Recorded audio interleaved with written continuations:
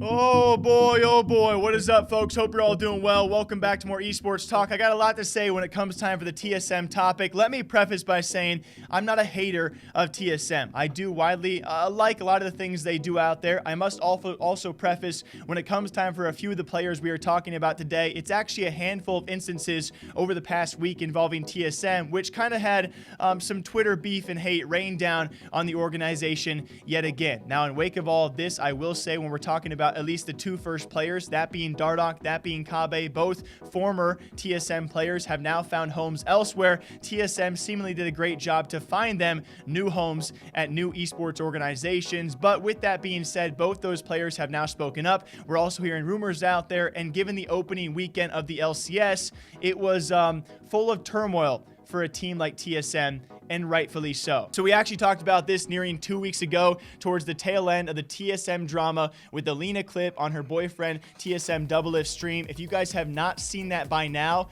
then I'm sorry, you got to look it up elsewhere because I keep on beating that dead horse. It was actually recently, though, finally Darodch did speak up about this. I will link some great articles down below for all of you guys. It was actually InVen diving into Darodch and his history with TSM, unfortunately around these circumstances, and he finally, weeks after all this happened, had spoken and actually talked about the issue. Unfortunately for a person like Leena, he actually did come forward and say after everything that happened to him, yes, he received an apology from Reginald. He was never apologized directly to by Leena, the person who directly outed him on the stream clip, which we all saw. She never took the time to directly contact him, whether it be a text or a phone call or in person or a FaceTime. Never directly apologized to the person that she wronged the most, which seems incredibly unprofessional for a president not to do. Now, besides all of that, like I said before, they did find him a new job at a new home, that being Dignitas. So give credit where it's due. You fail here, but you succeed here. You guys can judge the rest. It was actually recently, though, Kobbe also coming out and talking about, quote unquote, his crappy, he didn't use the word crappy, but I can't use the word that he used, situation with TSM. Now, I must also say, he too does stress that TSM management, it was not particularly Reginald or Leena, I do believe, but yes, TSM in general helped him find a new job and return back to Misfits as well. He also does very highly stress it was a difficult situation because the people he was playing alongside had such a drastic different view of the game of League of Legends. It was probably never going to work out with the playstyle. He had to change his playstyle entirely and the way he thought about the game. It was never going to work. He refers to his situation with TSM as a very, very crappy situation, and he could not have been happier to return back to Europe.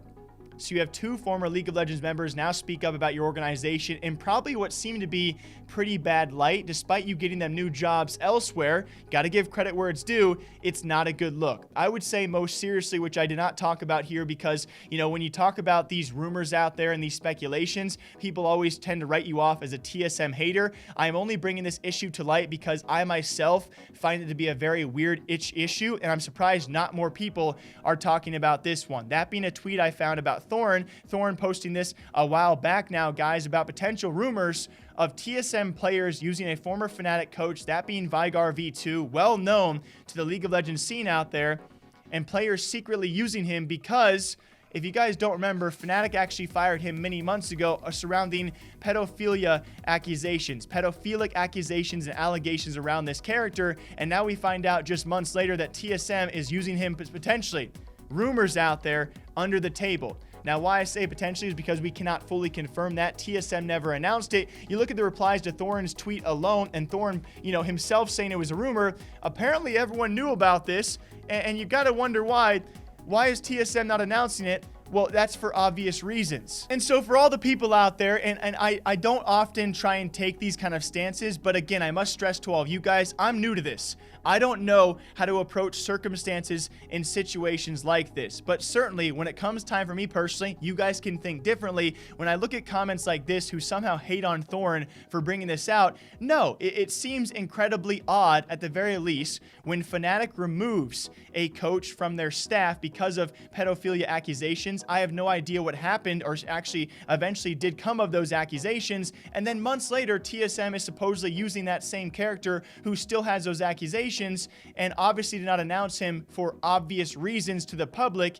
and I don't know how to feel about that. Now, when it comes time for a guy like that, should he ever have a job again, you know, at what point in time do you forgive him for his past actions? I certainly can agree with that. Eventually, you got to move on, and if he is that good at his job, he does deserve a job in the industry if someone's going to take a risk on him. But when it comes time for just months after all that stuff surfaced, and now TSM is supposedly using him secretly for good reason, I can't blame Thorne for thinking that's kind of weird. I can't blame anyone for thinking that's kind of weird. And again, I don't know how to feel about that. So that's why I'm not going to make it a headline out there. I'm not going to make it a title piece as well. It just seems very odd for TSM to be doing that kind of thing, and hope you guys can understand. Then we pair it with the fourth thing they're under fire for this past week, that of course being the opening of this split as well, the Team Liquid versus TSM rivalry. It was actually beefed up by the LCS themselves, and unfortunately so for Doublelift, saying Team Liquid should be scared. We had a video on that as well, and it was one of the faster matchups we actually saw, where Team Liquid dominated TSM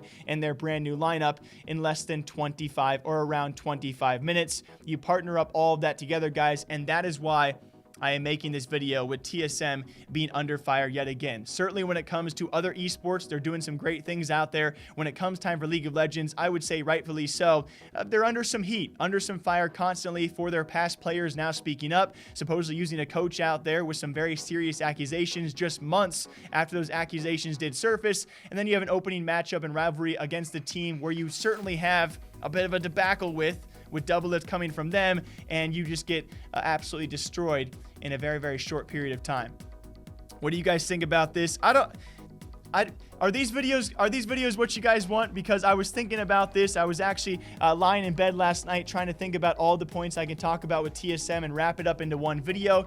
Do you guys like this stuff? Please give me your honest thoughts down below, because me personally, I find it very interesting to see what TSM is doing when it comes time for their most well-noted esport of League of Legends.